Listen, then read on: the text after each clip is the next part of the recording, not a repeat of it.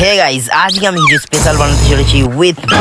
তো প্রথমে আমি হলুদ লঙ্কা তেল দিয়ে মাংসটাকে ম্যারিনেট করে রেখেছিলাম। আর হ্যাঁ, 30 মিনিট চাপা দিয়ে রাখতে হবে। তারপর ময়দা, বেকিং পাউডার, সয়া সস, গরম মশলা, লেবুর রস, আদা রসুন বাটা, ডিম সবকিছু দিয়ে আটা মাখার মতন মেখে নিতে হবে। তারপর সেটাকে আধ ঘন্টা ঘুম পাড়িয়ে রেখে কড়া গরম করে তাদের তেল ঢেলে নাড়তে থাকতে হবে।